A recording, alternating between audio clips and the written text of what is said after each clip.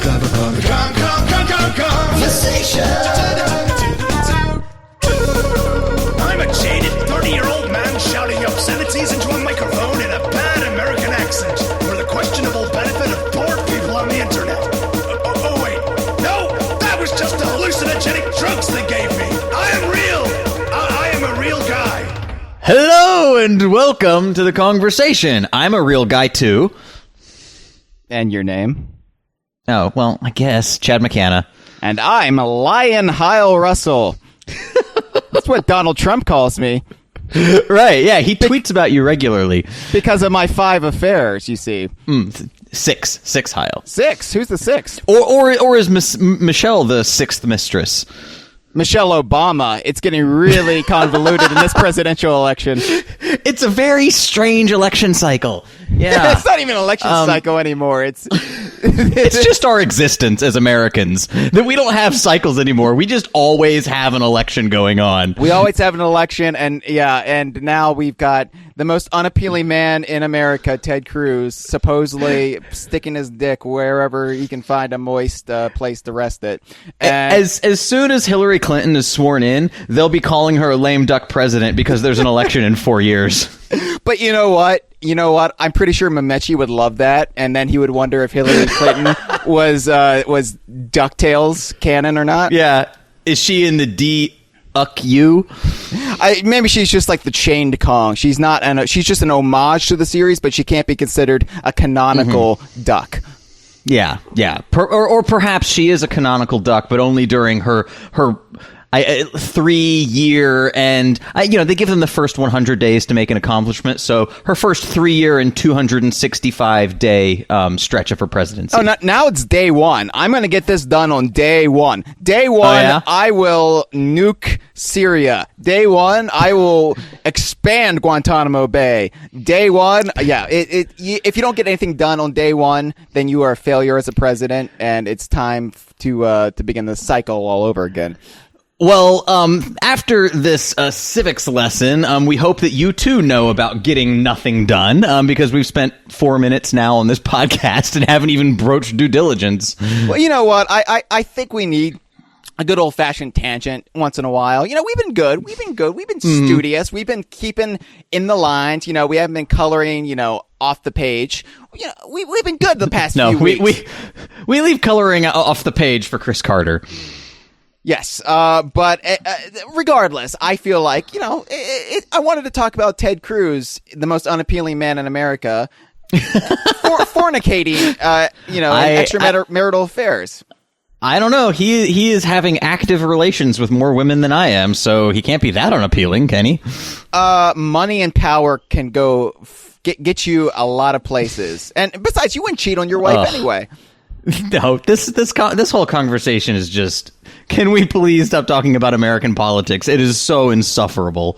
Okay, Chad. Very well. I mean, I'm trying to... Look, we've asked Donald Trump 4 or 5 times to be on the show. He always turns us down because he says we're a failure of a podcast. And then he ends it with, sad or, whatever. But, I want to have that interview Donald Trump episode and really get to the bottom of what he thinks about Conker's Pocket Tales. Because I'm sure... Oh, yeah. I'm sure he's a fan. Look, I'm friends with all the acorns. The evil one is my best friend. I just want to shoot bats out of my mouth and become the next president to make America great again. I don't know why I cast Donald Trump as Siegfried the Golem in my little fan film. That just happened organically. But the thing is, I think you would love Conker's Pocket Tales because it's 2 games in 1. It's luxurious, and you get your money's worth. It's giant like a wall, like a wall across the border. Anyway, so.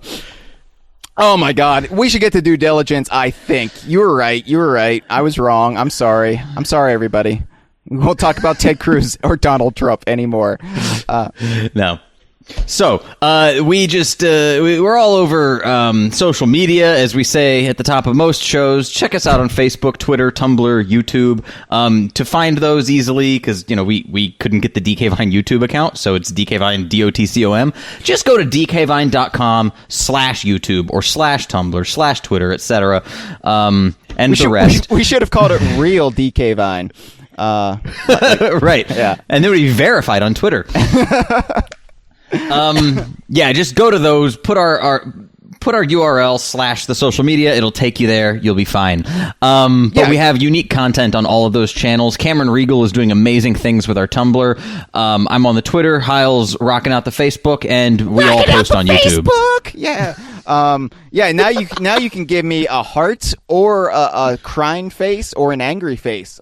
You don't have to just like things and I post anymore. Oh, that's right. You now can use the full spectrum of human emotion on Facebook. The full spectrum, literally any emotion you could have, which is I think 5 or 6. No nuance to be had on Facebook. No. Which I love. Whenever I post something about, like, say, Young Conquer, it's all like negative reactions, and I'm just like, is this reflecting poorly on what my post or on Young Conquer itself? There's literally no way for me to know. No, it's your post. Yeah. People love Young Conquer. Well, I just how did I spend 3:30 a.m. last night? Why, I made a 6-paragraph post about Click Clock Wood. Thank you very much. You're welcome, Facebook followers. And you didn't even post that to Facebook. That was just for all your friends on your personal account. That was just my diary, yeah. Dear diary, I was thinking about the winter portion of Click Clock Wood today, and I have numerous thoughts I'd like to share. So, I would love to see the passage about Nibble-Nut. Patreon, yeah, the Patreon. Go to dkvine.com/Patreon. And if you weren't aware, we are running a Patreon where you can donate to help us keep the site afloat and give you guys better content at things like the upcoming Electronics Entertainment Expo in Los Angeles. My God, E3 is coming. It's nipping at our butt cheeks. Do you have the fever, Hyle? Do you have E3 fever? E3ver? No, right now I'm just so goddamn fatigued that I think I'm gonna have to go into hibernation for at least 2 weeks to even be ready for E3. Luckily, we're being smarter about it this year, and we're gonna be providing lots of great exclusive content on DK Vine. That is my guarantee, and I don't give guarantees that often. No, only for DK Vine and used car sales. I'm like Kevin Callahan. You get one guarantee from me per year. And even then, it might not pan out that year. But I guarantee you that this E3, you will get wads of exclusive content from DK Vine. Right. We're talking, I might even do a video featurette on the bathroom that Nintendo of Japan employees exclusively use. I think that's illegal. I won't go. Maybe I won't go in there, but we'll see. We'll do some investigative journalism. All I'm saying is, this is not content you're going to get on IGN. This is not content you're going to get on Kotaku, because Hulk Hogan sued Gawker. So burn in hell, Kotaku. Hyle taking a harsh stance on Kotaku. Yeah, the whole Gawker Media enterprise is going down in flames because they posted that video of Hulk Hogan getting his freak on. So anyway, he did look very good in that courtroom in his do-rag, though. It was impressive. Immaculate. I mean, I know when ultimately I'm going to be sued for videotaping Nintendo of Japan employees urinating, I'm going to go to court wearing black and a do-rag because I think that is the winning combination. That is the winning attire in any legal situation. Well, I don't know why I'm enunciating like Donald Trump all of a sudden. I'm just very jacked up about E3. It's a very classy look. I'm impressed with Hulk Hogan. I love his work. He's a classy man. I love his statements about minorities. Anyway, so my point is, if you back us on Patreon, for example, you'll be getting the scoop. You'll be plugged in directly to E3 via the Inner Circle. That is one guarantee. So you'll have a direct line to Chad and myself come E3. Should that be something that you're that you're wanting for? But if you're tired of the usual E3 coverage everywhere else, if you want eyes on the show floor, covering the stuff you care about, not like whatever Call of Duty or whatever. We're talking like Sea of Thieves. We're talking ukulele. We're talking whatever the hell Nintendo's got cooked up, which we might be talking about this episode. Actually, we are talking about it this episode. Yes. Yeah, I'm looking at the key art right now. Yeah, it's not like we do these impromptu. It's not like it's all like, okay, what you got? What you got? Yes, and we're talking about the Nintendo NX today. Well, actually, looking at the key art, I can't tell if this is an NX show or if we're talking about poorly photographed trees. It's hard to tell. Well, I was thinking it was like Wall-E fan film, maybe, or perhaps Short Circuit 3. They got Fisher Stevens in the Indian shoe polish again. Oh, great. Yeah, he's just been making bit appearances on shows like Lost for the rest of his career. Yeah, he was on Friends. He was on an episode of Friends, and he was on an episode of Lost. Or he's on a couple episodes of Lost. He was on The Freighter. Yeah. He Desmond exploded his brain or something. Yeah. And Saeed was there, because he wanted to see before he died what skin tone he was actually trying to go for in the Short Circuit movies. That must have been an awkward moment when Naveen Andrews was there with Fisher Stevens. Well, I mean, it's not like Naveen Andrews is Indian. I mean, no, he's clearly Iraqi. Well, he's British. I mean, but yeah. Well, no, but he's of Indian descent. Oh, okay. Well, yes. Yeah. Saeed is Iraq. Anyway, what are we doing? We really need to do Look, this is my favorite part of the conversation, when you misidentify people from the Middle East. We really need to do an Oops All Tangent Lost series at some point, because I really feel like I know I'm rewatching Lost with Michelle, and I'm just like, you know what? For a network show that like was a traditional like 22 episode structured show, this is actually really damn good. And yeah, I'm a Lost defender to this day. I am too. It meanders. It never flounders. Okay, it meanders for the first 3 seasons, and then it tightens up, I think, in seasons 4 and 5. Kind of meanders a bit in season 6, but goddamn, I love that ending. Fuck you. I don't care what you guys think. Jeez, very antagonistic here. No one even asked you. It's the political season. It just brings out the rapscallion in me, Chad. What can I say? Yeah. All right. So that's enough, dude. Oh, no. We should also mention Rare's ongoing Sea of Thieves contest. Have you been looking at the entries? I have. Did you know Paul McCartney made an entry this week? He Oh, really? Was it like on Skype, the masturbating turtle? No, he's going to be in the next Pirates of the Caribbean movie, and I can only assume that was just his. This is just his like elaborate entry to go to Rare headquarters. They just won't let me in. I've always wanted to go up to Robin Beanland to do Luke. He can't get into Grammy after parties. He can't get into Rare headquarters. Paul McCartney's star is fallen, and I feel bad for the guy. So he's basically doing the Keith Richards thing. He's going to be in the movie with Keith Richards. And considering Keith Richards just shit-talked Sgt. Pepper and the Beatles in a lot of interviews, that should be an interesting meeting of the minds. Oh, did he? Or does he? Oh, yeah. He was saying Sgt. Pepper's a shit album, that the Beatles had no roots, that it was just a bunch of garbage. What? He's a cranky old blues lover, Shut up, Keith Richards. I mean, he has the same complaints about Mick Jagger, because Mick Jagger, for all his fault, at least he tried to evolve the Stones into something they weren't before. And anyway. Okay, so the bluesy stuff, that was Richards kind of thing? Yeah, yeah. Him and Brian Jones, but Brian Jones, went for a swim, and he's dead. Oh, wow. Okay, see, I'm not too familiar with Stone's history, but all right, that got dark very quickly. Unlike the Beatles, they didn't have the foresight to replace him with a lookalike. I mean, they're slackers. God damn it. Yeah. Jesus Christ. Pick it up, people. All right, so anyway, yes, Rare Sea of Thieves contest. You can still enter.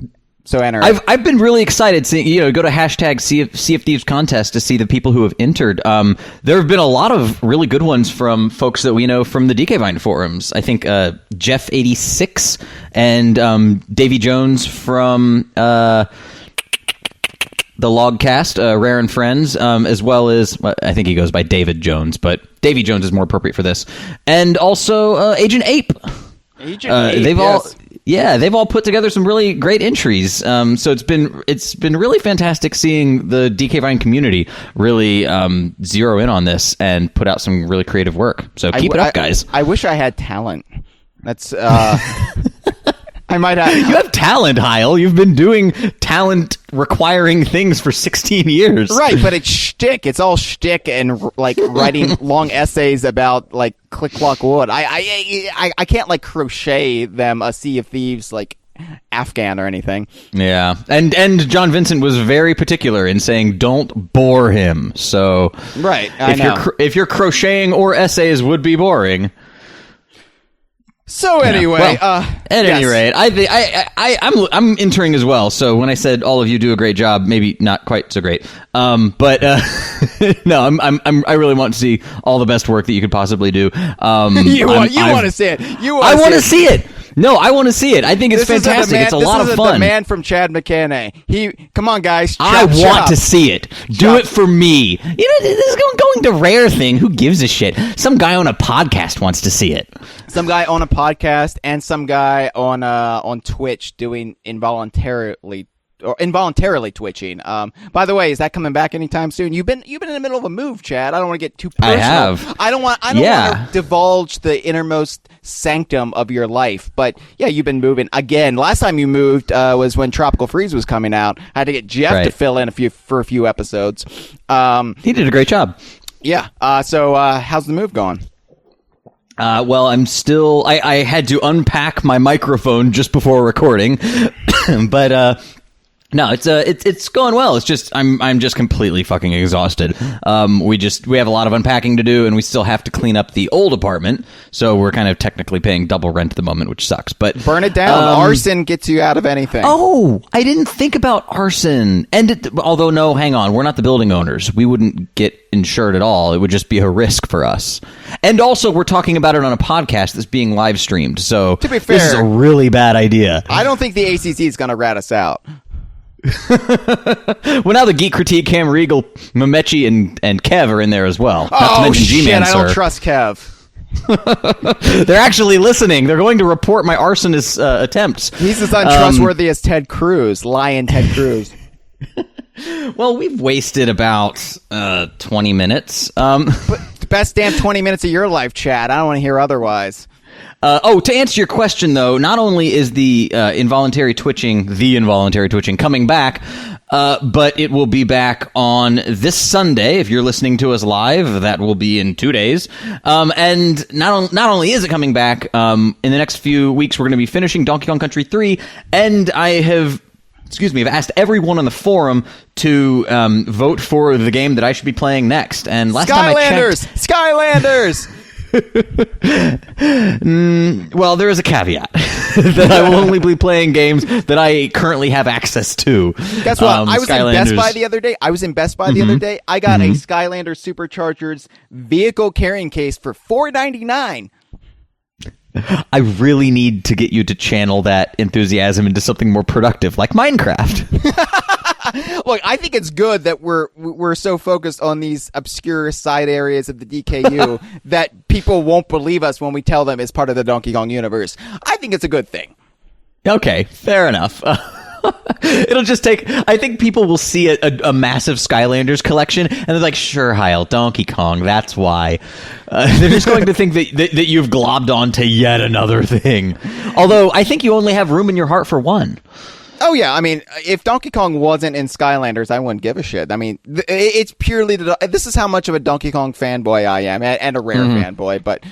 because if it was arcade Donkey Kong, fuck you. But, yeah... Why? You were so angry this episode. I don't know. I'm angry at the world, Chad. I am the last angry man shaking his fist at the sky. All right.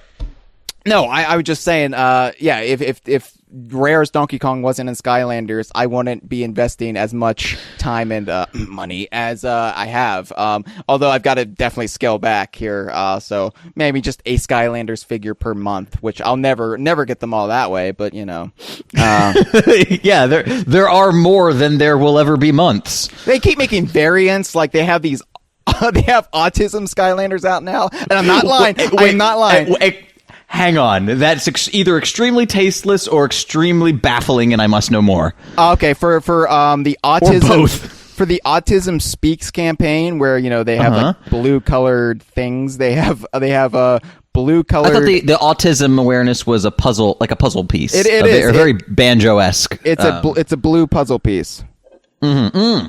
It's like a sky blue color with a puzzle piece and a light bulb, which is like Helpo. Like it's like a Jiggy and Helpo from off of It's Mr. Pants. It's delightful. But yeah, I'm on board.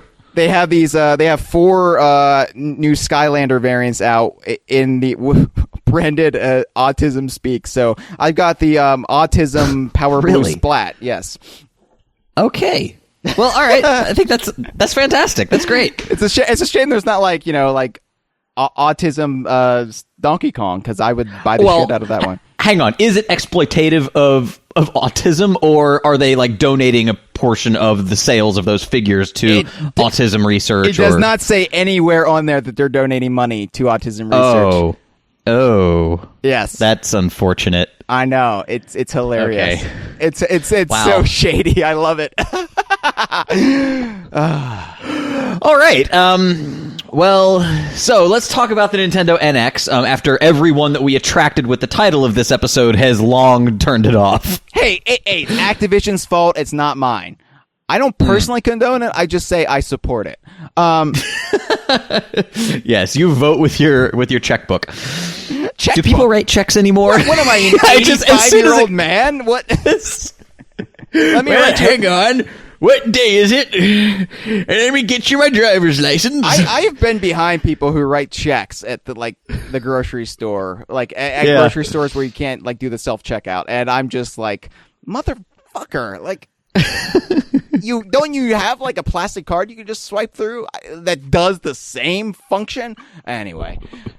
Yeah. All right. Well, speaking of infuriating things and just general rage, let's talk about the NX and some hoaxes and some rumors and some desires. Ooh, okay. Yeah, well, I noticed that in the title of the episode, you did not use the Oxford comma. So are we talking about NX hoaxes, rumors and desires, or NX hoaxes, rumors and desires? Well, you know what? I say, I grew up with learning that the Oxford comma was not only not necessary, but also... What? Yeah. It was only in recent years that they've decided to make the Oxford comma a thing again. But you know what? Who's they? The board of directors at Oxford College? The AP style guide. All right. But you know what, Associated Press? I'm not playing ball. I don't put a colon in Donkey Kong Country Tropical Freeze. I don't use the Oxford comma. Do not. I am. Whoa. I am going full on Star Trek Into Darkness mode here. I like my words next to each other without all that clutter. Like the Donkey Kong Country screen. I only like clutter when it's absolutely necessary. This might be the beginning of the end for DK Vine, because I am firmly in the camp of the Oxford comma. I find it not only clarifying, but comforting. Oh, baby needs his blankie? Oh. Mm-hmm. Baby needs his lovely little curly Q punctuation blankie. Baby, this is like Mad Max, okay? I am out in the post-apocalyptic Australian outback. I am wearing full-on leather vest and weird cages over my head, and I am all about the wild and unruly lack of Oxford commas. What the fuck are we talking about? I don't know. I just hope you enjoy your party with the strippers Joseph Stalin and John F. Kennedy. What? You've never seen that? It's one of the cases for Oxford commas, is that I went to a party with strippers, Joseph Stalin, and John F. Kennedy, and without the Oxford comma, it looks like it was Stalin and Kennedy stripping. Never mind. Let's take. We have 5 calls, so let's take one of those, and then we'll start talking about NX, because I have a feeling the callers are going to be doing a much better job of focusing their thoughts than we are. Eats, shoots, and leaves. Hey guys, it's the Beach House Gang. It's, Adam and Kev and Matt and Mamechi and Scraps. Riveting. God damn it. And Jim. Oh yes, yeah. Here too. Everyone's here. You guys should rehearse. To talk to you about the NX for a minute. Yeah. About how that leak, whether or not it's real or anything, looks like total garbage. I wouldn't doubt it's real because I just know Nintendo now. I don't know. I think it looks a little too fake, but rumors and leaks aside, what are your guys' actual hopes for the console? What do you want out of the controller design? Just what are your guys' thoughts in general that you want to see from the NX? Yeah. What is your favourite episode of Star Trek? I call you an actual answer because that'd be cheating, but we'll give you some hints. It's not the one Personally, I think it's the one with Batman in it. I reckon that's the best one. But that's just me. Don't tell them about that one. Oh yeah! And what do you guys think about Nintendo gimmicks? Because they're all stupid when you think about it. Like the Wii was just the luckiest day of their life. It's like Nintendo's like the guy. It's like the guy who wins the lottery and then they're a bum in like 2 years. Just saying. That is that. That's literally it. Just saying. Just saying. Okay, that's like, about it. See ya. Hi, Jared's a pedophile. Yeah. Bye, guys. Did you say Jared's a They're not pedophile? going to play that. Did he say they're not going to play that? Wow. We should have taken Jim's last minute advice. To be fair, I mean, Jared Fogle is a pedophile. That's true. Mamechi was correct. Mamechi's I don't correct. know Now- why it was germane, but Granted, Mamechi isn't necessarily correct about this the so-called NX leak being true because it's apparently not. But Right. you're right on about Jared liking to diddle kids. so let's perhaps contextualize because maybe I was putting too high a burden on the Beach House gang. Jared Fogle lost a lot because walking the subway every day. And, Well, hang on, Hyle. I'm confused. Were his pants regular sized or big fat guy sized? They're big fat guy size, but he lost all that weight. Okay. He kept his pants though, but then Subway was like, he went up to the Subway sandwich artist and he was like, I lost all this weight, and the Subway sandwich artist was like, I'm going to sign you to a 10-year contract. I'm the president of Subway. And so Jared became rich, talking about how he was a fat guy who liked to eat sandwiches, and he didn't have a car. And then he was like, damn, I'm wealthy now. Time to diddle kids. So a few days ago, there was a leak, supposedly, about the Nintendo NX, which is their next console. Well, the NX is the code name. It's like Dolphin or Revolution. Right. It's, or Ultra. Granted, I'm actually attached to NX at this point because I feel like it's it sounds like a legit Nintendo system name. So Really? the Nintendo Xbox? Well, no, but it's like, the Nintendo DS doesn't sound like anything either. That sounds like a code name, but but it's dual screen. It actually has a meaning. And the Nintendo 3DS is 3 dual screens because of its famous third screen. Okay, but the NX could also be like you could think of it meaning the Nintendo Next, True, although that would make about as much sense at the end of the console generation as New Super Mario Brothers. Or it could be like Nintendo Extreme, and it's all they bring back Play It Loud and like a Donkey Kong Country every year with 10 manly mainline Mario titles. Is that a Dr. Pepper 10 reference? It is, yeah. Oh, wow. Yeah. And also a joke on how many Mario games Nintendo churns out because they're fairly repetitive. They do like their Mario games. So indeed, I'm just saying. Actually, the Nintendo NX is not going to be. We're probably going to find out the name of the system at E3 this year. But I'm kind of attached to the NX a little bit. Okay, yeah, that's fair. I was sort of attached to the Dolphin, to be honest, and then, although I do think that the Revolution would have been a much better name than the Wii. Although the Wii was catchy, so I don't know. Well, it's the tough. Wii was one of those like I don't know, like so cute Japanesey names that I'm sure Japanesey, yeah, Japan and easy, easy to say and from Japan. Okay. But, I'll allow it because it's a portmanteau and not casual racism. There you go, right? Do you think Donald Trump just really likes portmanteaus? I've never been to Japan. I don't know anything about them. I just assume they're bad because they're not from America. No, he actually said they're fantastic negotiators, and then he did he did a Japanese accent, and it was terrible. Did he actually do that? Mm-hmm. Oh, Jesus Christ. So... Anyway, I like the NX name, but as far as the actual what we know about the system is scant. scanty right now. Yes. There's rumors, of course. There's been rumors for quite a while that it's going to be a console handheld hybrid.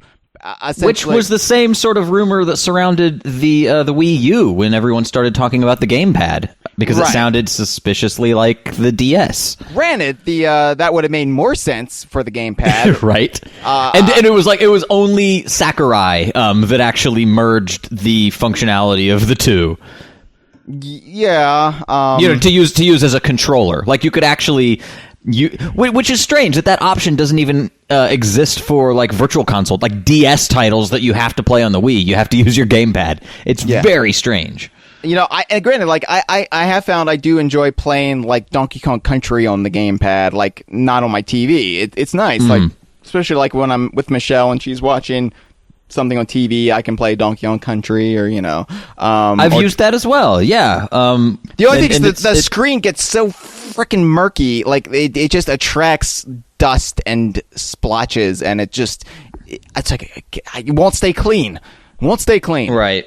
Yeah, no, I have that issue as well. It's like it's worse than like a smartphone cover for some reason, which I didn't think you could have any more of a thumbprint attracting surface than those. For some reason, Nintendo's touchscreens are awful. Both that and the 3DS touchscreen, they're just yeah. But it's along those lines, but at least from the I guess the patent design documents that have sort of been leaked, or not really leaked, they've been filed. Yeah, we know that's legitimate, right? I mean, as far as like that's not a hoax. The actual patent they filed, because how could you fake that unless somebody just said, "Hey, Nintendo filed this patent. Don't look it up. Believe me." Right. In the illustration from the patent, which is also in the episode key art. If you're listening on iTunes, check it out on YouTube or on our SoundCloud. You can see it, or Google just image Google search. it. Yeah, Google. Yeah, like I hate when people are like, "Well, how do you have a link? How am I going to find that?"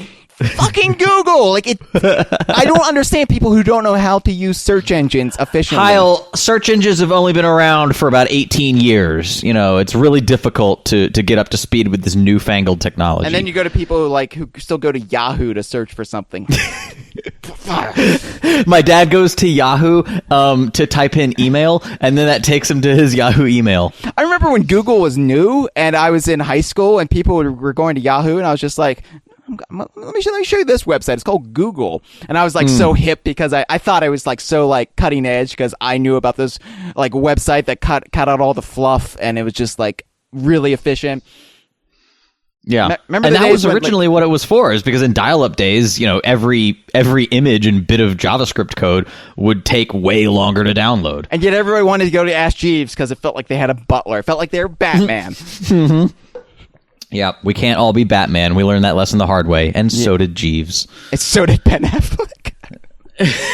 Yeah, that's true. 30%, he's got a chin for it, though. 30% on Rotten Tomatoes. We'll see how the opening weekend pans out. We'll see how the second weekend pans out, because that's the important one. But yeah, like when I think franchise merging superhero film, I don't think Easter weekend. We're kind of just dumping this one. Yeah, well, like Jesus, Superman did die and come back. So for our sins, he came back as 4 people, which is really what Jesus should have done, because it really would have expanded the Bible by about 3 months or so. Yeah. Well, the Book of Mormon has a bit to say. That's true, yeah. I just about really want the continuing adventures of Jesus Christ. I just really want to see Jesus as a black dude in a suit of armor. So in this prototype sketch, it's basically what looks like a screen that is your controller. So there are portions of the image below your thumbs. It does have shoulder buttons, but basically the device itself is a little ellipsoid shape, just kind of an oval. It does not look very ergonomic. Mm-hmm. Although I don't think that. I think that's intentional, in that they don't want to give away what the device will look like, and this is a patent more for the display technology rather than the ergonomics of the device, so that really wasn't germane to the sketch. I'm using germane a lot. Germane, yeah. Like Jermaine Jackson? Is he your favorite favorite Jackson? And Jermaine Clement is my favorite Concorde. Okay. Flight of the Conchords. What is this, 2008? Jermaine Clement is actually doing a really great new podcast. It's like an audio play, a la, I think he was inspired by the Vine Donkey Kong audio program. I'm sure he was. Yeah. Anyway, it's about botany. So you're learning all sorts of stuff, listeners. Anyway, the stick figure man, I like the design of this character, engaging. Oh, you like the character itself? Yeah, I think he's a cute design. He looks better. I don't know. He reminds me a bit of the Pillsbury Doughboy. It's got a kind of a Steamboat Willie sort of vibe. Yeah. It might just be that Nintendo is making a dedicated Cuphead device. I think Cuphead looks great. Yeah. Also, if this were an actual game, it would look like a Crash Bandicoot-esque game because it looks to be like 3D but very linear. So enough about the stupid sketch that someone whipped up in like 3 seconds. There are, I think one of the elements of this was removable and changeable buttons. So you could have like a circle pad stick kind of thing, or you could put face buttons on it, or it seemed like everything I've been hearing about it is that those are swappable as opposed to just using like a touch device. I've also been hearing about haptic feedback. Have you heard any of that? No. Well, I haven't. Haptic feedback. Explain for the layman out there what haptic feedback is. So it's a fairly new consumer technology, but the tech has been around for a while. But basically, it's on a touch surface. It actually sort of raises portions of it to provide some feedback to you, some tactility, sort of like Braille in a way. A morphable touchscreen. Essentially, yeah, like a touchscreen that has a really small layer just beneath it that can sort of expand and contract a bit to give it the feeling of areas that you can interact with. Like Robert Patrick from the Terminator 2. Exactly. Yeah. And this thing will also turn into your twin self and then stab you in the head. And Budnick from Salute Your Shorts is there. That's true. He is there. Yeah, easy money.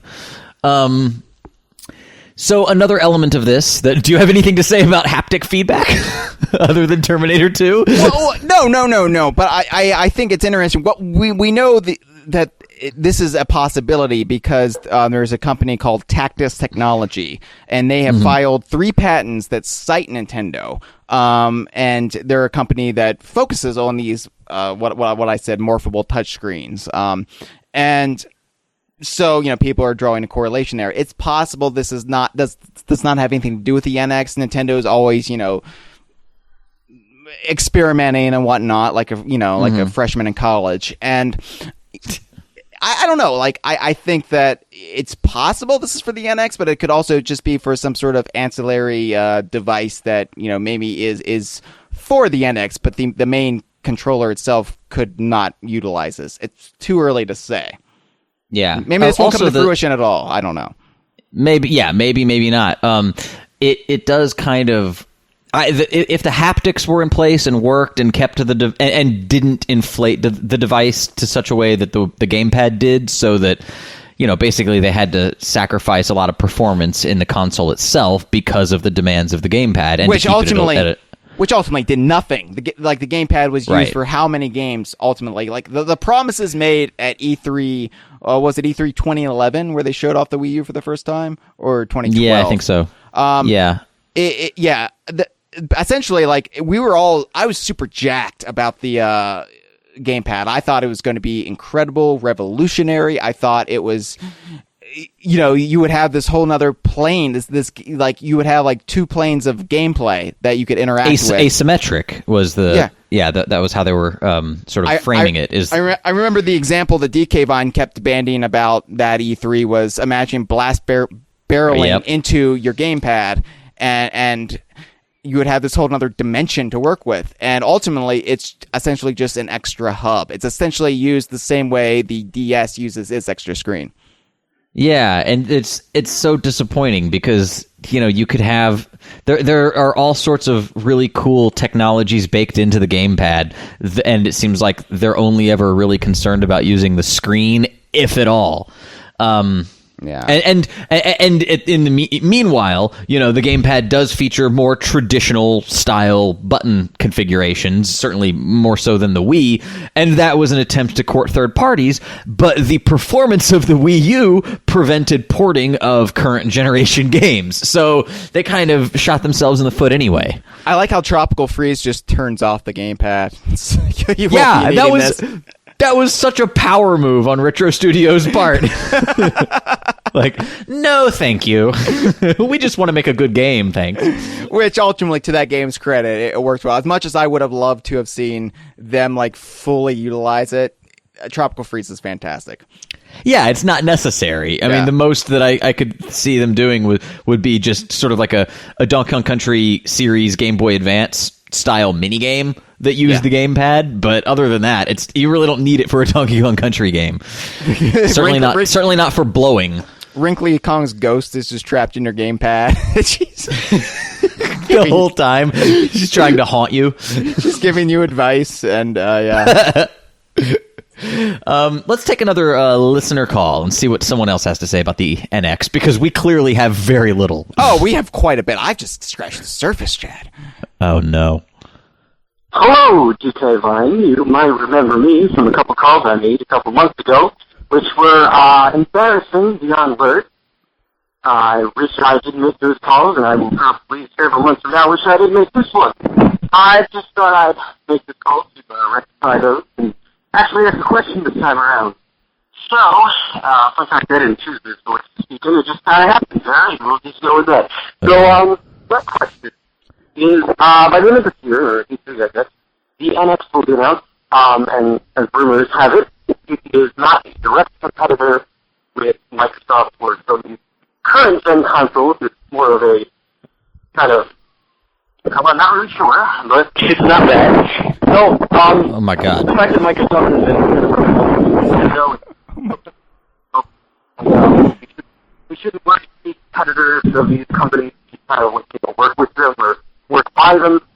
I think that NX could potentially be a platform to house new installments in older rare IPs, because the reason a lot of people think that these IPs are not coming out for the Xbox One is that the install base is significantly smaller than what it once was when the original titles came out. So I feel like if you're looking at Nintendo, then they would be much more inclined to buy, the likes of Banjo, etc. Sure, there's other important titles, but and the rest. I called. I said, remember when you all improvised weird noises? Try not to do that again, but I did it again. I just know got nothing. There's no editing. So, unless there's some duration cap on these messages, in which case I'm pleased, but not really. I've already asked my question. Have a good day, folks. Well, the call that you have just heard is from the Florida State Penitentiary. I was going to say, just a word of advice for everybody who's calling in. If the San Andreas fault has split the moment you're calling, please hang up and get to safety. Get in touch with Dwayne "The Rock" Johnson and get yourself to safety. I heard a few. I made out a few words. Yes. So I think the question was, would the NX be a better home for new installments of classic rare IP? Because I think the argument that he was trying to make, or that he was parroting from I guess the consciousness of the internet, was that the install base of fans of rare classic IP on the Xbox One is too small, and that they would sell better on a Nintendo system. But the thing is, I feel like the people who were fans of those games as kids now are adults with purchasing power, and so they're console choice is not nearly as limiting as when they were kids, and they probably had to convince their parents to get them one or the other. I would agree. Okay, well, first of all, thanks for the call, and I hope. I hope you're safe. I hope you haven't. I hope you got medical help for whatever epileptic seizure you were having. No, seriously. Sorry, we couldn't make it out. I don't want to be a dick. No. It's not your fault. Clearly, there was something wrong with our connection. But please do call back again. It was a great question. This is something though I've thought about quite a bit, Chad, and we might disagree just a slight bit on this. Okay. I essentially agree with the premise of the question. I do think that unfortunately, Rare built up this huge fan base that ultimately self-identified as Nintendo fans first and foremost. And I think, obviously, we made the jump to the Xbox with Rare. I mean, we still bought Nintendo systems, but by then we were adults with purchasing power, so your point there stands. But I think a lot of gamers are stubborn. I don't really know. I think too many people are loyal to a fault, and they're like, no, I'm a Nintendo fanboy, I'm going to stick with Nintendo. Or and obviously we know the PR nightmare that transpired around the buyout, and if Rare weren't traitors, then they were never good to begin with, which ultimately is a bunch of shit, but right. That's what I'm going to say. I feel like that's a very a vocal extreme minority. That's just the sort of toxic chaos that people in a clickbait culture gravitate towards, so it seems like it's much more prevalent than it actually is, but quality talks. And if Rare puts out a really fantastic game with a new or an old IP, people are going to play it and people will talk about it, and maybe those people who are espousing those sort of outdated opinions would perhaps have to reconsider them and eventually admit, okay, this is a really great pirate game or great banjo game or what have you. And that's ultimately what we're hoping we're heading towards. But you've got to admit, I mean, Rare put out fantastic game after fantastic game. Grab by the Ghoulies should be considered a modern day classic, and it's it is. What? No, it's by us. By us, yeah.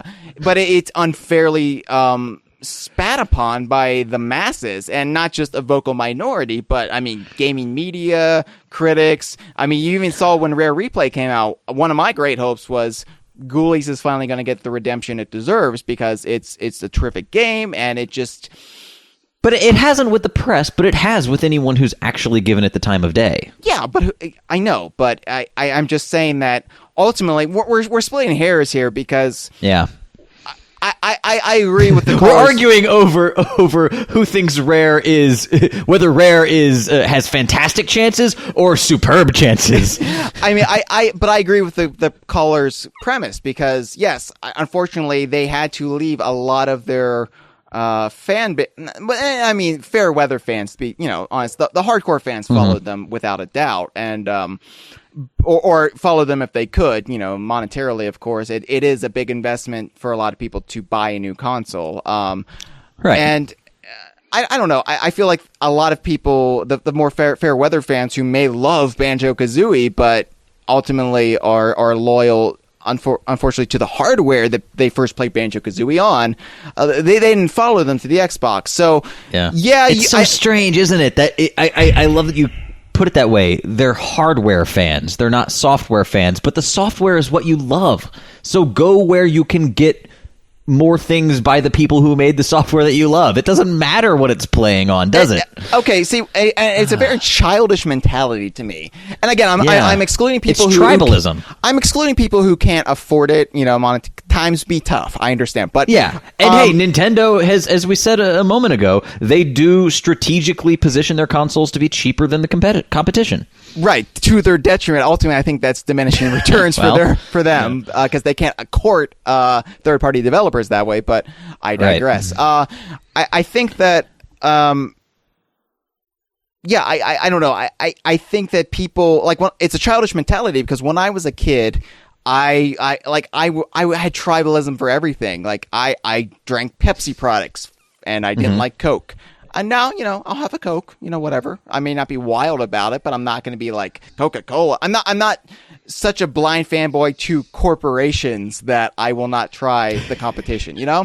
Right. I have my preferences, but I'm not going to be some sort of weird drum beating member of the tribe, you know, where and I think a lot of people don't grow out of that, oddly enough. Yeah. So you don't say always Coca-Cola, you say occasionally Coca-Cola. No, I'm a Pepsi guy because I like the kick. I'm a 90s kid. I like things extreme. I like the kick that Pepsi gives me. It gets me to diabetes much quicker. But why faff about? It doesn't. Yeah, just let's cut out the middleman here. But yeah, my point is a childish mentality. I do unfortunately think that Sea of Thieves would be a lot more successful in the NX. Of course, the NX would probably not be able to handle Sea of Thieves because. Well, that's the thing. I don't think. Say what you will about their partnership with DNA, but I really have a hard time believing that even the NX will have a more robust and stable multiplayer platform than the Xbox One currently does. And trust me, we saw Scully partnered with DNA in the X-Files finale, and she still couldn't save the world, so... Right. If Scully can't do it, what hope does Nintendo have? But yeah, I agree with your premise, and I reject it at the same time, caller, because ultimately... Yes, Rare would probably be slightly more successful on a Nintendo console, but is anybody really successful on a Nintendo console anymore? It's kind of diminishing returns. You know, they have a bigger chance at being successful on the Xbox One, and I think Sea of Thieves could be a game that finally crosses that divide. I think we're getting past the point. The stupid wars of the buyout era. I think people are eager to give Rare the benefit of the doubt again. I think Rare Replay did a lot of damage control, and even when stuff like Young Conquer comes around and kind of rips open those Jontron wounds, I think Sea of Thieves, it's a new IP, but it also doesn't carry that the stigma and the burden that old IPs would. And I think I think it's too early to say, but I think they definitely can make a lot more money on the Xbox One than they could on the NX, even if it isn't as sure of a thing. Yeah, I just think the Xbox One is I kind of reject the notion that the audience isn't there. I think there's an audience that's clamoring for the kind of games that Rare puts out, but also the platform is just way more capable of doing the things that Rare is trying to do. Yeah. So before we take another call, let's talk about another aspect of what we know about the NX. The shoulders, which are kind of interesting. Do you know what the deal is with those? Shoulders? No. Yeah, the shoulder buttons. So apparently, now is this legit, or is this part of the hoaxes that came out this week? So that's where it gets all hazy. But I don't have much to talk about when it comes to the NX, so I'm just picking something. But I thought this was a pretty cool idea. So take it with a grain of salt, but ponder whether you think it's a neat notion. Basically, the shoulder buttons would sort of be like a horizontally oriented mouse scroll wheel, the third clicker button, in that you could click it down like a traditional shoulder button, but you could also rotate it, left or right, I guess, with your finger, which would be fantastic for scrolling through menus and doing some controls that I think menus is the big kind of the hot button one, if you will. But I think it'd be a really cool way to. You got to say menus with an asterisk, because if it's say a Sakurai developed menu, then it's going to be impenetrable no matter what control they give you over it. Yeah, you start rotating it, and the focus shifts from the top left corner down to the bottom right to the middle of the bottom, and there won't be any logical order to the way that you're activating the buttons. The actual game itself is going to be hidden under the options menu. Settings, subsettings, smash attack. So anyway, I thought that was a really that would interesting if true sort of aspect of the NX. But again, we're just talking about the controller, because that's really the central part of this whole rumor mongering cycle. Well, let's talk about the hoax just a bit before we take the next call. So, okay. Earlier in the week, there was this photo that seemed to match the pattern, this sketch that of this oblong shape. I mean, I said it looked like young Conker's head, shaped like his head. A lot of people said, a lot of people said, "Hey Arnold," or what have you. But that's an old Nicktoons for those of you who don't know. They're actually bringing it back. So as a movie, I Craig, what's his name? Craig Duncan. Craig Duncan is bringing back. Hey Arnold. Thanks, Craig. I really liked Hey Arnold. I was never. You didn't like Hey Arnold? I was never a fan of Hey Arnold. I think that's when I was getting a little and I'm a year older than you, so maybe that had to do with it. I think I was starting to. I wasn't watching everything that Nickelodeon was shoveling at me with the devotion that I used to. It used to be if it was on Nickelodeon, I would watch it, and Hey Arnold just didn't speak to me at all. Oh, I see. To me, I loved Hey Arnold because it came kind of in an era of like random for its own sake stuff like Cat Dog, but Hey Arnold was always very sincere, and it did the same thing Pete and Pete did, which was it made the world take on these epic proportions that a child would think of, and I really appreciated that. Okay, but I think Pete and Pete spoke to me a little bit more as I don't know. Pete and Pete was a more suburban take on childhood, whereas Hey Arnold's in New York City. Right. So I think Pete and Pete spoke to me because I could relate to the things it was portraying. But like when Arnold when he kept talking about going to PS 118 until I was an adult, I didn't know that stood for public school. Yeah, I thought he was going to prison every day. That sounded like so. Yeah, this first so-called leaked photo. Honestly, it's kind of hard to make out what it's supposed to be because the actual controller... It looks like the roof of the Sistine Chapel.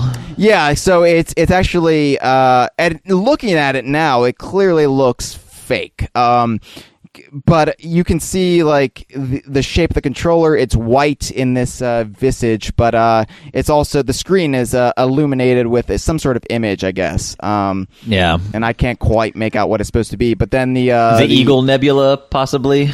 What are the I guess supposed to be the analog sticks or whatever are on the sides there blocking obscuring the screen itself, which if this is actually what the controller ultimately shakes out to be, that would be the most irritating thing, to have your view obstructed by the actual buttons you're using to control by these analog nipples. Yeah. I mean, granted, I love nipples. And my favorite nipples are analog in nature.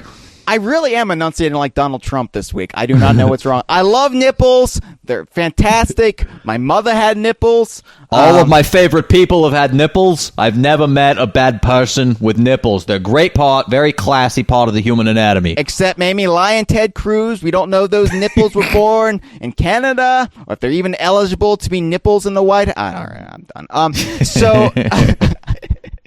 And what I like about the audacity of this image, they even included a little note on the side that says, "You will say wow," like I don't know, I don't know what the so-called intent behind this hoax was supposed to be. Like, this was a developer that was leaking these photos, and they were just you will say wow, internet, over how fantastic this image is. And well, maybe they were just trying to prepare us in case someone was wowed to death. Yeah, I don't know, but the reaction to this when people thought it was legitimate, and this was, I think, bolstered by further leaks of a more tangible nature. We had more photos that were clearly with the power off, I guess, of the controller. That's what it was supposed to represent, and you could see more fine details on it. And yeah, I think that's where people really started to panic, because it looked. I mean, it was convincing. I don't know about you. Yeah, it's totally convincing. Yeah. The thing is, though, I was kind of waiting for the dust to settle on this, and I'm honestly glad that our episode was delayed a few days so that it could be called out as the hoax that it seems to be. We looked out here. Yeah, because I was going to enter this episode with a heavy veneer of skepticism, it wouldn't look identical to the thing from the patent drawing. It just wouldn't. And also, if this thing is coming out in presumably November of this year, it seems a little bit early for them to have like a completely locked down form factor. I mean, Nintendo tweaks this stuff even after E3 in a console launch year. Oh yeah. So yeah, I mean, it's just you even look at the early N64 controllers, and they changed ever so slightly in the final design. Yeah, the GameCube ones changed. They all change a bit, but they would never look exactly perfect like this. Also, it's a step backwards for Nintendo's controller design principles. They've always been about ergonomics, and they've always bragged about. Okay, no, they have. I can see that up through the GameCube era. I think it's kind of gone off the Wii rails is myself. the Wii is not a comfortable controller to you. I mean, holding it sideways is a nightmare, but the actual Wii and nunchuck is pretty solid. It's solid, but you hated playing Donkey Kong Country with it. I'm saying it's not a one size fits all. That's not to do with the ergonomics of the controller. That's to do with the fact that there were controls that should be digital in nature that I had to activate with analog motions that were imprecise. That's why I didn't like the waggles. But holding the thing and like playing Mario Galaxy is perfectly comfortable. I still think it was a step down from the GameCube. That is like such a comfortable controller. And okay, here's the thing. But you know, it's like this is the NES controller of like modern minimalist design. It's just there aren't any wings. Even the Super Nintendo added little nubs so that you could get a better grip on the thing. Yes, I was just picturing holding this thing, and I was just. My hands were getting tired because the gamepad. I praised the gamepad on the Kongversation because I said I love portable gaming, and it felt like the gamepad was just a really big DS system. And it's a little heavy. I really liked it. I really liked it at the time. Having spent several years with it now, and having played hours upon hours of the Wii U, I have grown to slightly hate the gamepad. Really? My hands hurt after using it for a prolonged period of time, where with the classic Nintendo controllers of old, even the N64, which I always held incorrectly, and maybe that was to my benefit because I never had a problem with it, and maybe my hands are just getting old. Maybe this is just the ravages of turning 30, but it's a switch. Yeah, I miss Nintendo's. Nintendo used to have the best controller design, and I miss that. I feel like they keep trying to reinvent the wheel, and this is going to be a critique I'm going to probably close the episode with as well, but I feel like Nintendo keeps trying to change their controller. When you look at Sony and Microsoft, they essentially just ever so slightly tweak their controllers over the years, but fundamentally the design is the same. Yeah, theirs is an iterative refinement, whereas Nintendo is sort of... in a way, I kind of respect what Nintendo is doing because they are genuinely attempting to push the boundaries, and they're staking an entire console generation on those experiments, which in a sense is admirable, because if not them, then who? Well, that's one way of looking at it. It's also, you can also look at it like they're trying to throw anything at the wall and they hope it'll stick. They stumbled into the Wii. They stumbled into the Wii, as Mamechi said earlier. They stumbled into the Wii, essentially hit the lottery, and it went to their head. And it blew up in their face. I mean, they could not hold on to any of that expanded audience. And let's be honest about, let's say 4 out of 5 people bought the Wii as a bowling machine and nothing else.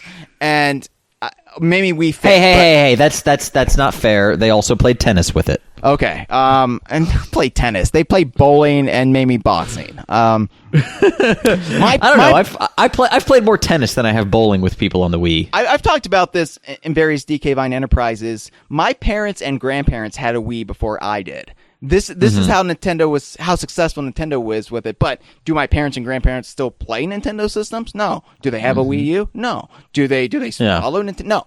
They have a Wii and they still play bowling from time to time. That's it. They could not. Okay. Wow. They do still play it, huh?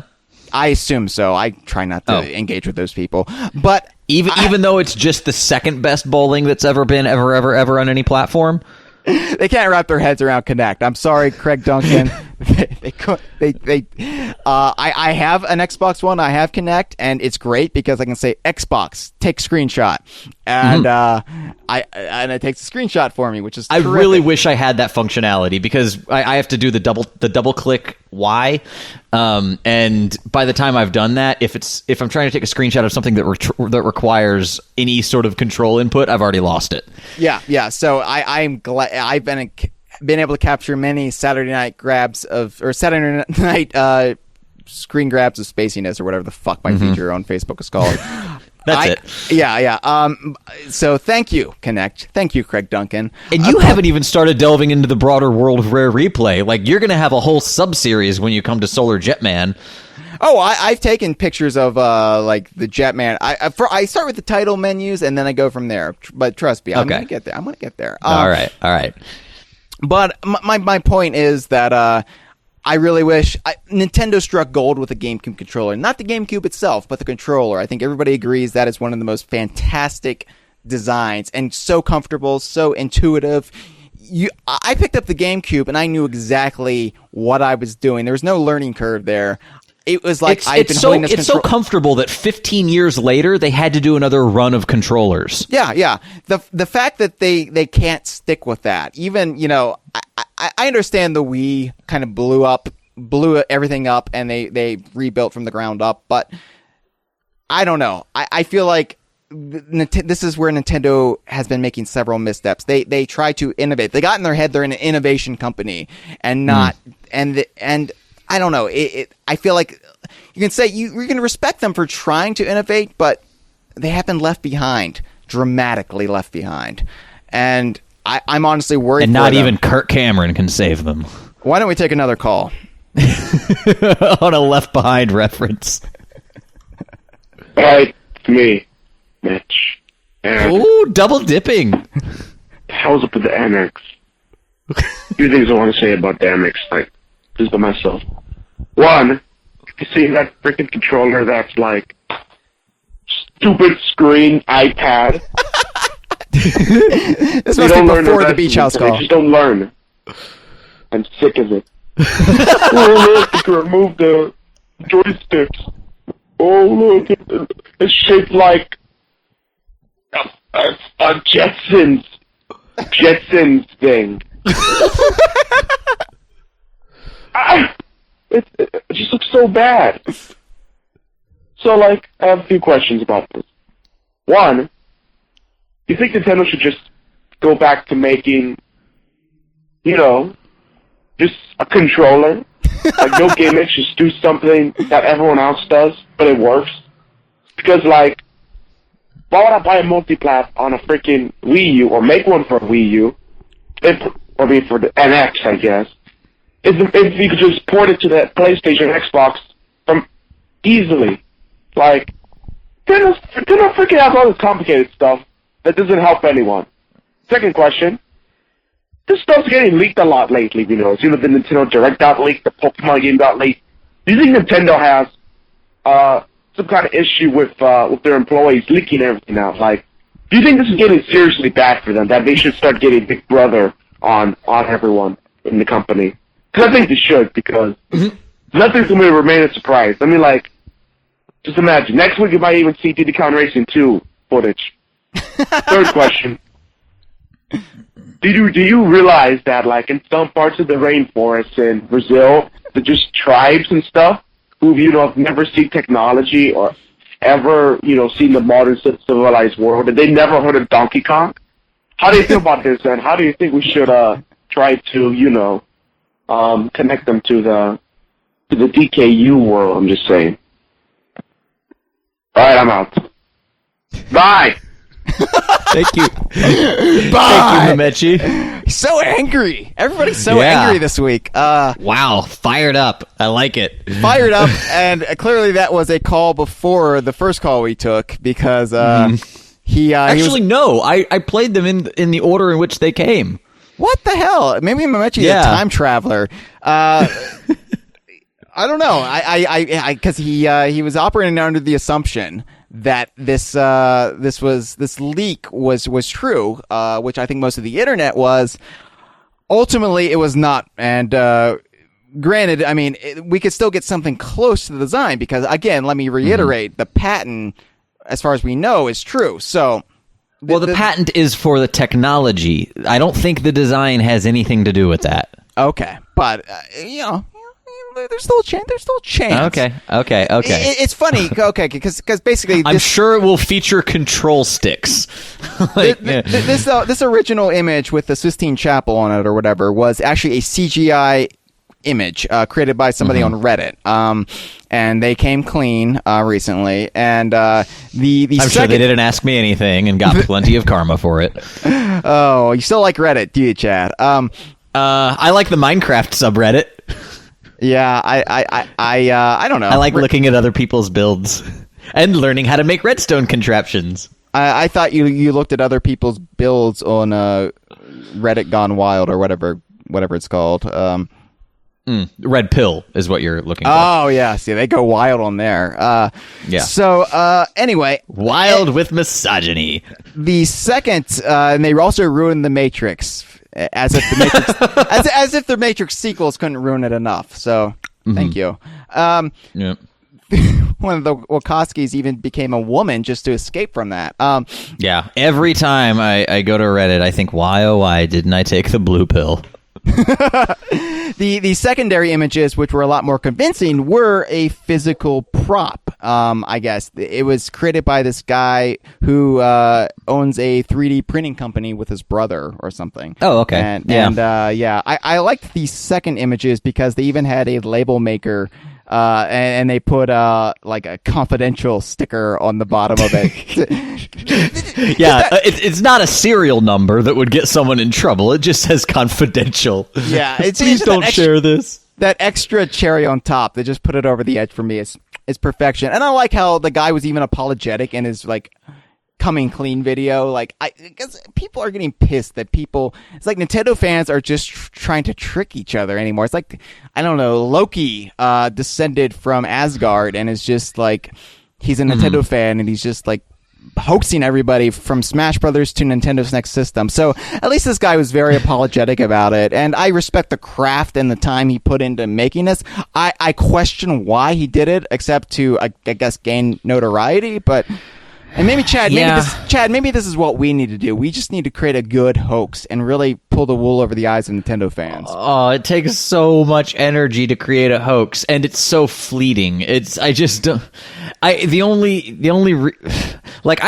do have respect for the craftsmanship that goes into it, as you say. Especially like there were some fantastic Smash Brothers hoaxes where they would edit the menu screen with Adobe After Effects and it looked real. It looked like there were cursors moving around and selecting Rayman, and there was a 3D Rayman on the select screen. Really cool stuff, but that's good for like an editor or effects artist show reel. If this guy already owns a 3D printing company, what the hell is he hoping to? I guess maybe he would commission hoax Nintendo NX controllers from his company. Like, I don't know what the end game is here. I don't know. Some people just want to watch the world burn, Chad. Yeah, apparently. Now, Mamechi, if you were listening right before we took your call, I do agree with your other statement that yes, I wish Nintendo would just make controllers again. I even the Pro controller doesn't really work for me because I think it's a step down from the GameCube. Yeah, I agree. It's strangely proportioned, and I know that they can't just do the same thing as Xbox, but it's weird to not have. You know how they have basically a miniature NES controller, or SNES controller, really, with the D-pad right next to the face buttons, and the two sticks are perfectly symmetrical? That feels wrong. It feels like if you're playing a game that has digital inputs and you're using the D-pad and the four face buttons, it feels like you're kind of cramming your hands down into this tiny space, like you're playing a portable game. It just doesn't quite feel right. Cameron Regal, DK Vine's staff member, the guy who runs the Tumblr, among other things, he brought up a great point in the Inner Circle the other day. And slight plug for the Inner Circle, slight plug for Cameron. Check out Cameron Regal art. You can find it in the links drop-down menu on dkvine.com. But he brought up the great point that Nintendo's kind of shooting themselves in the foot, too, by constantly reinventing the controller and the reconfiguring their systems every like 4 or 5 years, because essentially this is going to make it harder and harder to port over their library into the future. A big thing that you see from Sony and Microsoft is kind of keeping their library perpetually, like you can play 360 and Xbox original games, on Xbox One, and Nintendo's making it very, very convoluted. It's hard enough for third parties to port over their PS and Xbox games to a Nintendo console. It's going to become impossible for Nintendo to port over Nintendo games from the past to the virtual console. Which is so strange, because they seem to have such an enormous difficulty getting like SNES games to work on a regular 3DS. Like they're the 3DS itself is way more powerful than a Super Nintendo. Even running the 3DS operating system, I have a hard time understanding why their emulation software isn't efficient enough to run a SNES game. Same can be said for Game Boy Advance. It's very strange why they haven't been able to get those to reliably run. Or Virtual Boy on the 3DS. Or Virtual Boy, for that matter, which is only a 4-color game. Yeah.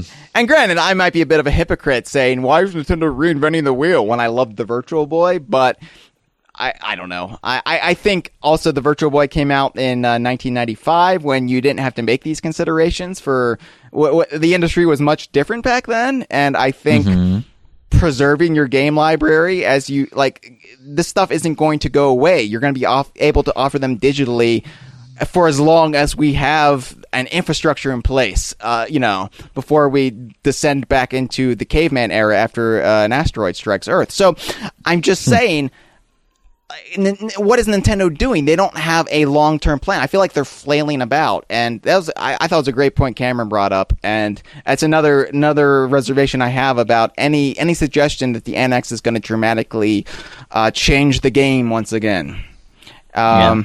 As for Mamechi's third question, I would buy all the Amazonian tribes people goldfish. I would train the goldfish to tap on a bowl 3 times. I would give them all goldfish and let them draw their own conclusions. I think that's the most organic way to be introduced to the DKU. Have you ever seen The Gods Must Be Crazy?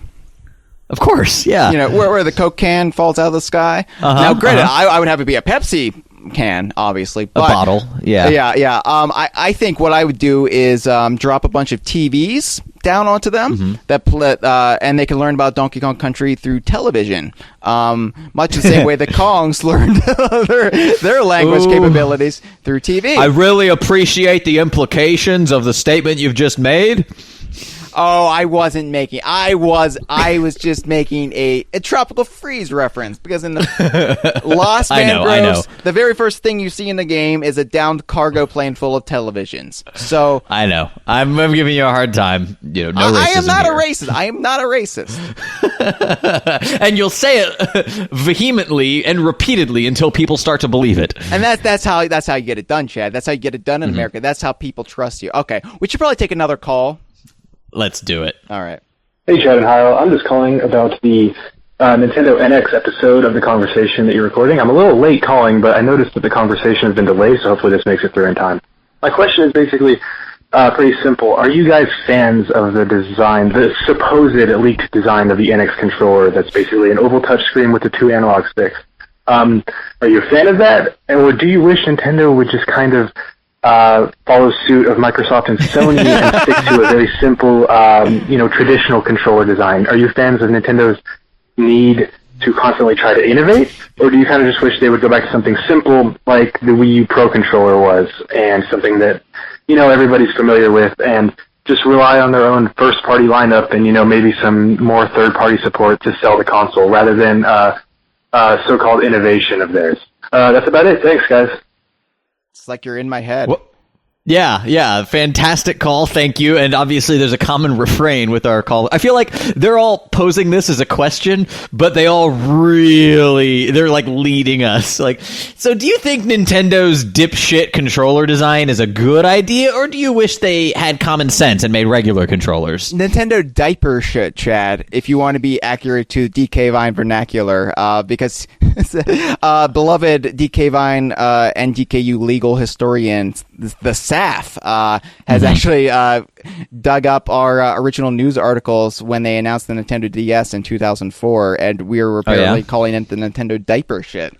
That is hilarious. That's hilarious, witty. No wonder we are so well respected. No wonder Nintendo gave us a tour of their booth last year at E3. Yes. But anyway, I guess the only statement I can make is I'm not a fan of this now hoax design. I'm glad we have at least temporarily dodged a bullet. However, my hopes are not high that the actual product is going to be anything better than this. Mm-hmm. I feel like the one thing that the illustration, the patent illustration, does have the both of these designs maintain is the notion that your hands will cover up a part of the screen, and I just have a really hard time with that. If you want to have a screen that you hold, I feel like you kind of have to do it like the gamepad. If you want to have a game where people respect the visuals, it's otherwise I feel like people are going to think of it as a disposable mobile style game.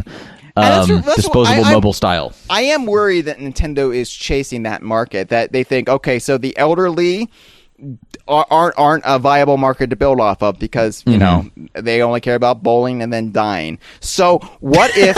They really care about dying. That's why Jimmy McGill's on the case. I'm not trying to be ageist. I love Cranky Kong. I'm just saying...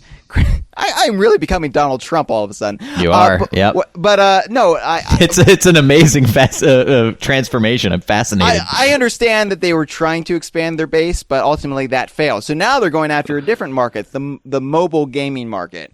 And that's my biggest fear about the NX is if it is like all touch screens and stuff, I feel like it's going to be ultimately futile because, again, mobile gaming is as hot as it is because it's accessible, and having people go out and buy $100-some system, if the rumors are true and the NX is only going to be something like $150 or something, I don't know, $150 American, it's still a lot to ask of people when they could just play games on their phone or their iPad. Right. So I think ultimately this is going to be a great folly of Nintendo if it's true. And again, we're shit talking Nintendo over rumors and hearsay and hoaxes, for God's sake. Hoaxes. There's literally no way for us to know what the hell we're about to see at E3. Do we have another call or is that it? No, we do have one more. Well, let's take that call and see what they have to add to the. What they have to add to what? What they have to add to the discussion. Oh, okay. I'm glad we went back for that. I'm glad we did. Hi, guys. This is Josh from Off of the Geek Critique, also known as Blue Pudding on the Forum. All right! Sorry if I sound kind of uncharacteristically under the weather, but I have been sick as fuck for the last 2 days. There he is. Anyway, wanted to call in about the Nintendo NX and the rumors and the speculation, and real quick, I guess, I'm kind of taking it as given that this thing will probably in some way, shape, or form be replacing both the 3DS and the Wii U. I think that there's an excellent chance that it is going to be some kind of a portable console hybrid. But one thing that I haven't seen too much talk about is, and this is just me speculating, there's no rumors on this at all. This is kind of something I'd like to see, though, is for it to sort of implement a system kind of like what we see. Uh-oh. I think his call dropped a bit. Console first broke. Still going. Sorry, Josh. Is he driving through a tunnel? Like, like for free with the system. And while I don't think that's realistic or really would make any sense, what I would kind of like to see is maybe some sort of a thing where, say, for $9.99 a month or something, you could get access to basically all of the titles available on the Virtual Console service.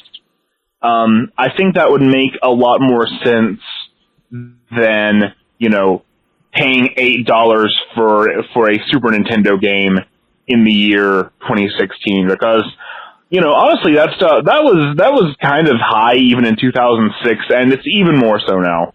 So yeah, what do you guys think of that? What do you think of a Virtual Console subscription service that just lets you get unlimited access to any of the games on the service? Thanks for the call, Josh. And no, you didn't sound under the weather at all. You kicked right in. You sounded dead there for a while, but you recovered. Yeah. As soon as he started yelling about his fucking illness, it's like, there's the geek critique we know. No, by the way, check out his YouTube channel, The Geek Critique. He does some amazing reviews of classic games and really cool hardware, like the Retron 5. That's the one I keep plugging. I'm serious when I say The Geek Critique is my favorite YouTube series about video games. And I'm not like blowing smoke up his ass. I legitimately love it. I can watch anything he puts up, and even if I'm not interested in that game series itself, I'm engrossed by it. It's my red letter media for gaming. So yeah, but you also do blow smoke up his ass, but it's recreational. Right, yeah. We both love hookahs, and feel sometimes your hookah party gets a little silly. It does, What can I say? So, yeah, I would love a subscription service for Virtual Console titles. That's a brilliant idea. And it's something I think Nintendo could make a lot on. But at the same time, I feel like they're already making a lot by gouging us for the same game over and over. Yeah. Now, I like the idea, too. It actually reminds me of a modern-day version of going to Blockbuster and renting a video game, except, you'd be able to rent whatever you wanted, or, they probably do make a lot more profit. As you said, gouging us for games we have already bought 4 times over. And I hate to qualify it that way because I generally try and give companies the benefit of the doubt, but that's all this is at this point. Like I am now facing the prospect of purchasing Donkey Kong Country 2 for the 5th time. I think insane. That's bullshit. I think that's bullshit. I think once you buy it on a Virtual Console service, you should own that game, no matter what. Like it should be like iTunes, where you've bought the digital file, it's now yours to re-download on whatever system you want to re-download it on. And there are some 3DS Wii U games that do have this cross-save and cross-purchase, but they have to do that on their own infrastructure because Nintendo doesn't support it. And they have to save your saved game on their own server in the cloud somewhere, so that you can pull it from both devices, and they have to code the games to sync with it, as opposed to using what I'm sure is what Nintendo's SDK offers as like an out of the box save game utility.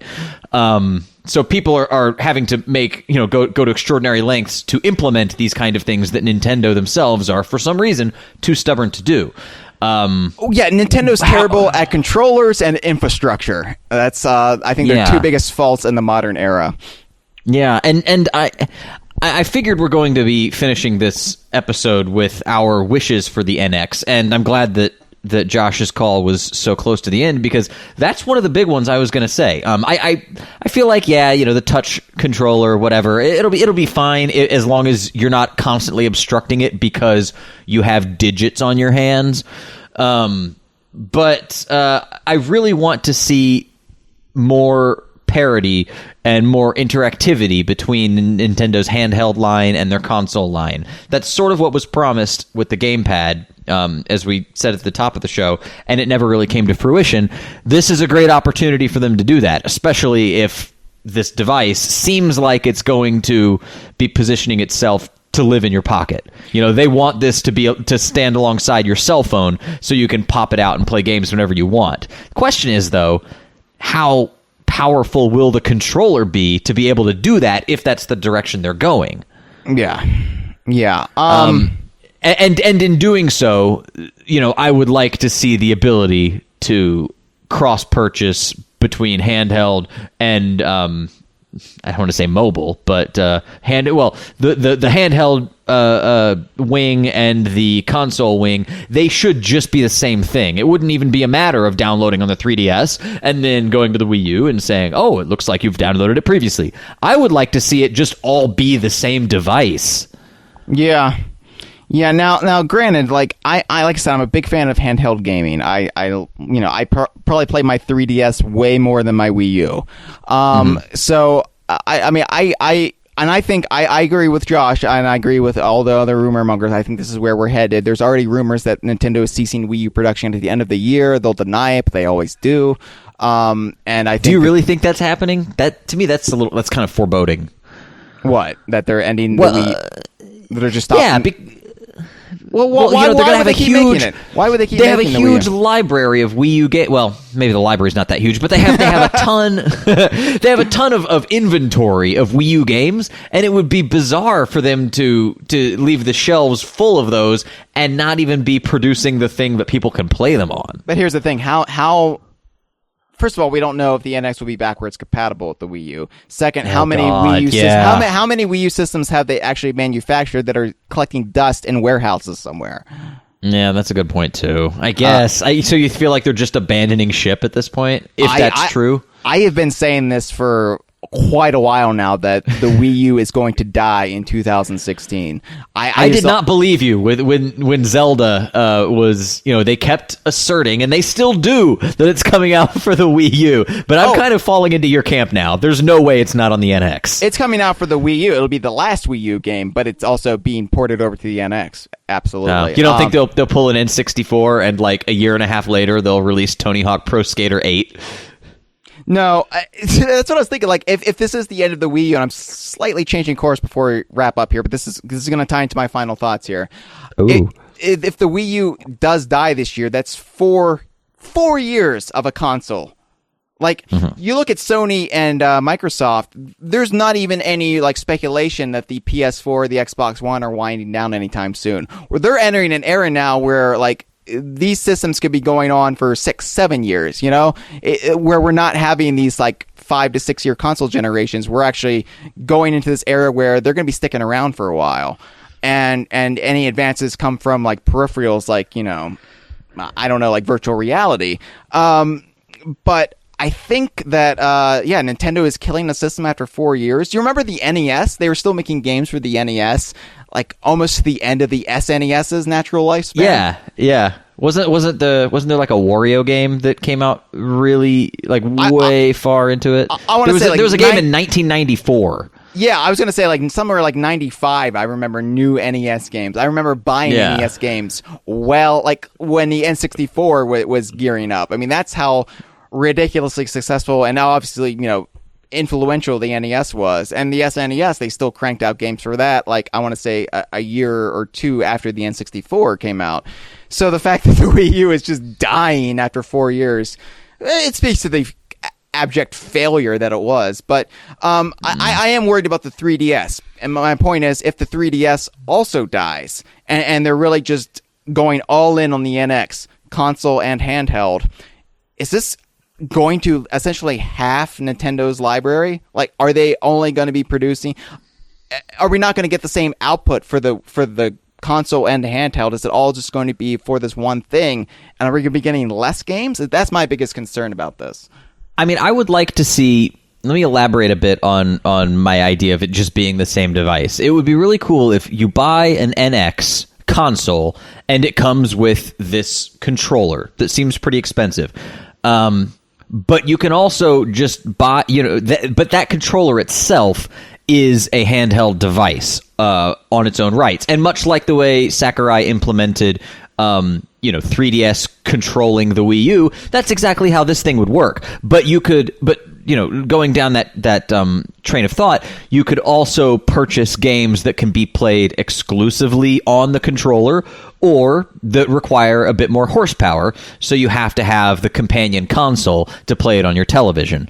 And so in that sense, they would still have two development streams, one for the more large scoped console titles that they traditionally put out on the Wii U, and then another for kind of the smaller, more experimental titles, or ones that don't necessarily require more horsepower or a friendlier to pick up and play style of gameplay.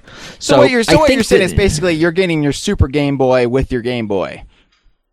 Yeah, exactly. That's actually a pretty good analogy. I was thinking it through, like, no, wait, that works. I have to frame it exclusively in mid-90s terminology, or else I don't get it. But yeah, okay. Yeah.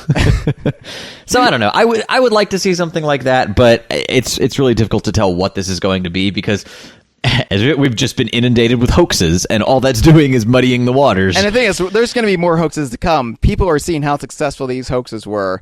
They're already developing the next hoax. Like, by the time I'm sure this episode, goes live for the general audience, there's going to be a multitude of other NX hoaxes out there. So that does suck from now till E3 because we're just going to have to kind of start tuning it out. But I know how this works, and we're not going to tune it out. Much as we might like to.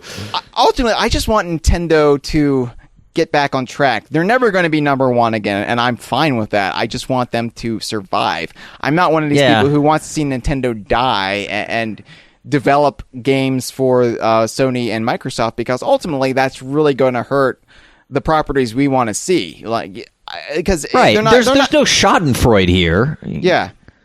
It's just like I want to. I don't want to see those franchises that we love on Nintendo die. I mean, I'm a huge Zelda fan. Obviously Donkey Kong. Obviously, if Nintendo went to software only, you still see Zelda, you'd still see Mario, but I'm afraid that's all you would see. Pokemon, Zelda, Mario. Everything else would be cast aside, or they're going to be in multi-franchise games like most of Sega's properties these days. Yeah, that's a good point. Yeah, if they did go software, then it wouldn't justify having so many development teams, because those are largely to keep their hardware afloat. Right. The best we could hope for is, hey, Playtonic, hey, Rare, you want to make a Donkey Kong game? You're the only ones who want to, but other than that, I don't see it happy. So that would be, I think, ultimately bad news for us. So I want Nintendo to be successful, and I want the NX to be successful. I just want to see them stop trying so damn hard and just make a system. Like, I don't care about reinventing the wheel. I don't care about going off in a direction nobody ever considered. Just make a capable console with a nice controller that can play video games, and the rest is gravy. But you've got to have that core foundation, or else it's going to be, the Wii U. And I don't think anybody wants the Wii U again. This has been a File 2 production. Que rico. Not quite a comedy note to go out on, but we had to end it somewhere. I'll end some fart noises in post. That'll be good. Oh, please do. I would love for you to add fart noises in there. Yeah.